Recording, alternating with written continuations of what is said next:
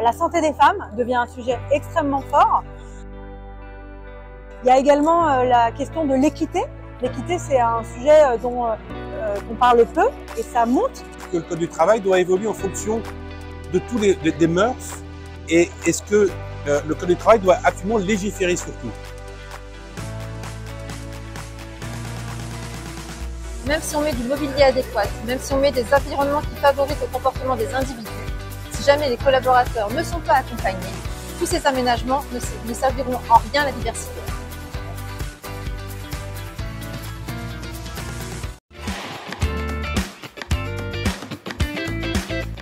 Nous poursuivons ce mag avec une nouvelle interview de deux intervenants sur une conférence organisée par l'IDE qui avait pour thème la diversité au travail, avec ce sujet, les espaces du travail comme levier d'inclusion dans les entreprises. Deux intervenants donc, Maya Agege, déléguée générale de la FMD, et Philippe Falconier, avocat spécialiste du droit du travail, qui vont se poser dans quelques instants, juste ici.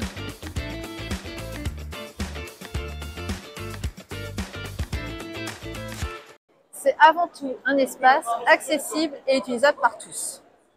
Ça veut dire que les différences individuelles sont intégrées et que chacun est bienvenu et accepté sur l'espace de travail. Concrètement, ça signifie que si on est en fauteuil roulant ou alors qu'on a un handicap neuroatypique, il faut offrir la même expérience dans l'espace de travail. Il faut savoir que 80% des handicaps sont invisibles. Ce qu'on remarque, c'est que les priorités, elles changent d'année en année avec l'évolution soit des obligations légales, soit de la société. Et donc, 2024, disons qu'il y a la montée de certains sujets. La santé des femmes devient un sujet extrêmement fort, ou l'absence de politique de santé des femmes à avoir. Il y a également la question de l'équité. L'équité, c'est un sujet dont on parle peu et ça monte. Et puis, je dirais qu'il y a des critères qui reprennent le dessus.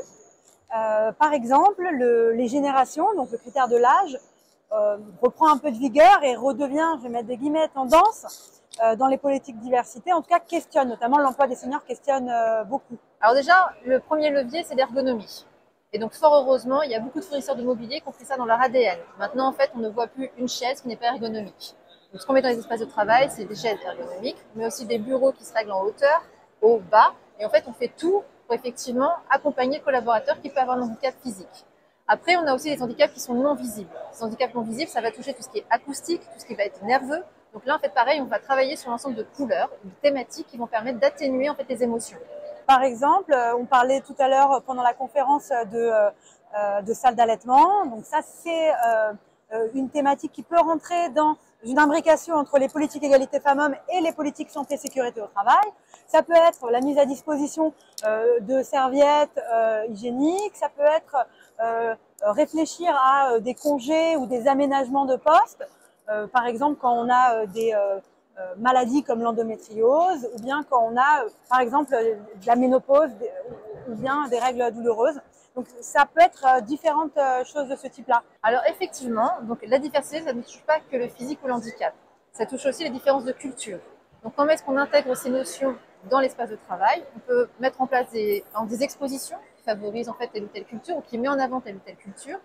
On peut aussi également fêter donc des traditions ou des fêtes, pareil pour représenter une autre culture. On a aujourd'hui un cadre légal qui est vraiment dans le code du travail et toutes les lois annexes qui viennent s'inscrire sur la mobilité des salariés pour accéder à leur lieu de travail. Après, la question qu'on peut se poser, c'est est-ce que le code du travail doit évoluer en fonction de tous des mœurs, et est-ce que le code du travail doit absolument légiférer sur tout? On peut plutôt estimer que les entreprises par elles-mêmes vont venir s'adapter à certaines évolutions de la société et ne pas être obligées de légiférer pour créer un cadre trop strict. Un cadre strict fait que les entreprises ne peuvent plus s'adapter ou ont du mal à avancer.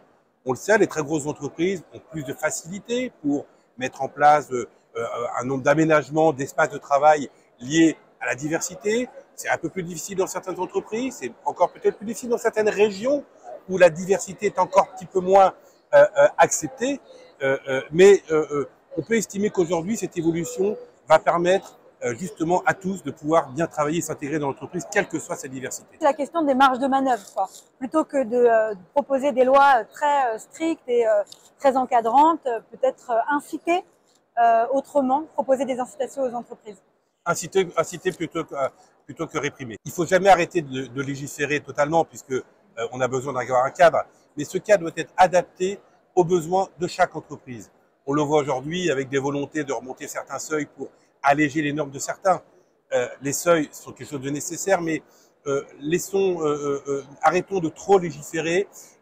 Ça bloque certaines entreprises et surtout les lois sont contradictoires les unes envers les autres. Par exemple, on a un sujet qui est très d'actualité en ce moment, c'est par exemple les toilettes, est-ce qu'on les fait genrées ou non genrées? On a la question, mais on n'a pas encore la réponse. Pourquoi? Tout simplement parce qu'effectivement, on est très en avance dans nos mœurs. Après, nous, on est dicté quand même par un code du travail. Le code du travail est un petit peu lent et après, effectivement, il se met à jour au fil du temps.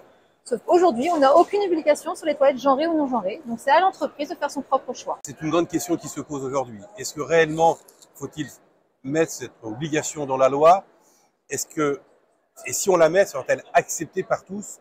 On est plus sur une question d'évolution des mœurs qu'une vraie évolution du droit du travail. Et laissons le temps au temps et laissons les entreprises s'adapter aux besoins de chacun.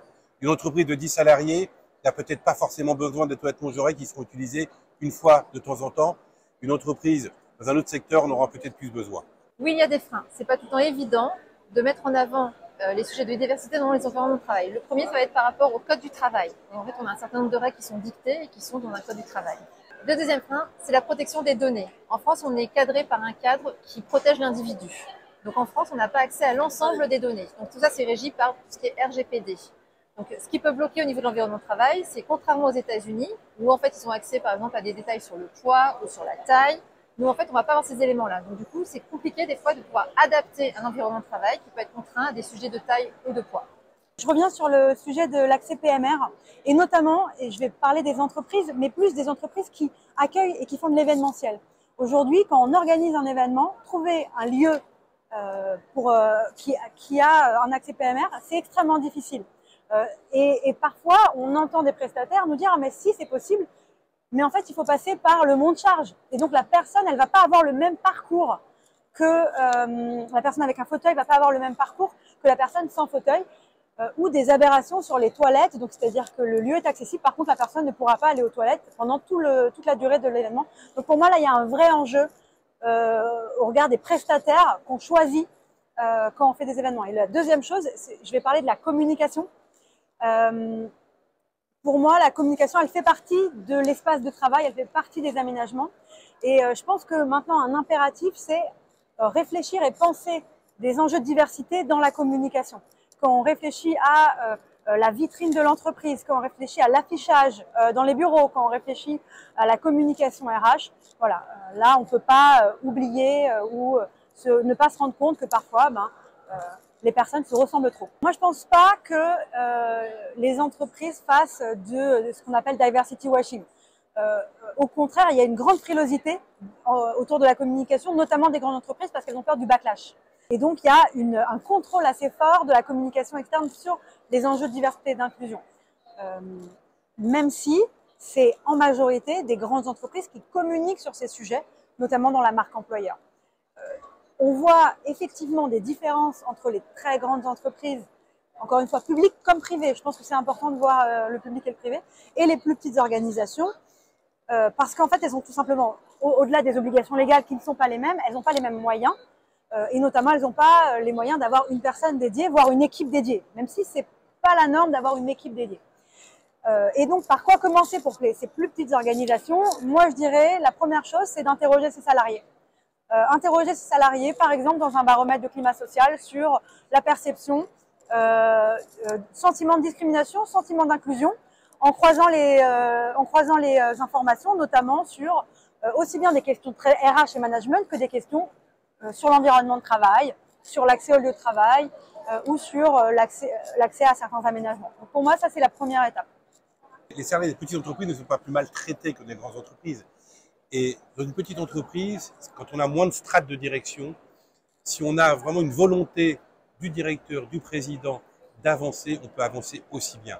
C'est sûr qu'on a moins de moyens, on a moins de mètres carrés, on fera peut-être pas une grande salle de repos, on aura peut-être plus de difficultés, mais permettre l'inclusion de toutes les diversités, quelle que soit la taille de l'entreprise, relève d'abord de la volonté de la direction de travailler avec tout le monde et d'emmener avec lui tous les salariés.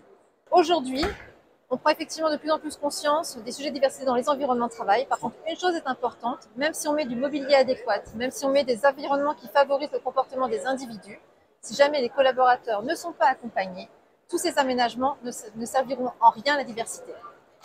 En France. C'est bien, j'adore, ça fait très politique. Et tout à fait. On peut peser sur, plutôt penser au On commence pas grave. On comprendra, t'inquiète pas. Aujourd'hui, En France. alors en France,